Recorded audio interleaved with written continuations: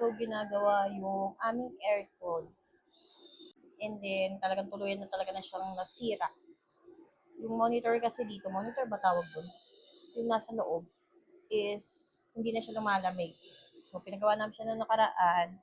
And, ang problema namin is hindi siya lumalamig ng tanghali. So, starting at 11 a.m., hindi na siya lumalamig. Lumalamig na lang siya pagdating ng mga 5 to 6 p.m. yung nakalubog na yung araw.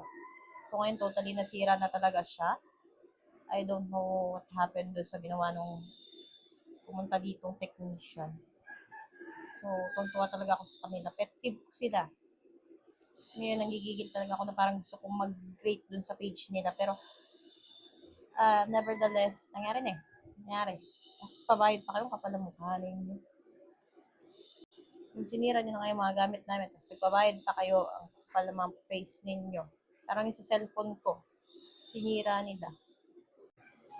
So, yung cellphone ko naman is panagawa ko sa Glorieta. So, pumunta kasi kami ng SM, tapos dinala kami sa Glorieta. Taka kami bakit sobrang tagal. Ano nangyari? Kasi pinapapalitan ko lang siya ng LCD. Then, ang tagal ni Manong. So, dun sa store na yon nagpaayos pa kami ng mga phone. Yung which is, pinapalitan namin yung mga tempered glass. So, nagpa-hydrogel pa kami, di ba? Sulit na sulit yun. Tapos, sinira mo yung cellphone ko. Leche ka. So, ngayon yung phone ko, nandun sa pamangkin ng asawa ko, pinagawa niya. And, nakita nung cellphone repair doon na nasira yung button. So, sinira mo, lintik ka. Sobrang malas talaga ng mga, person. Natitsyempo kami sa mga buwisit na nagre-repair kuno. Nagpapabayad, tapos sinisira yung mga gamit namin. Nagigigil ako sa inyo. Madaan to sa FYP nyo, punyeto. Nagigigil ako sa inyo. Leche.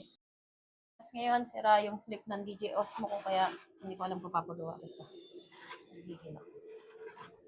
Baka na matulog yan. Pero, check namin. Maghanap kami ng service center. So, kung may kakilala kayong alam ng service center ng DJ Osmo, comment down kayo.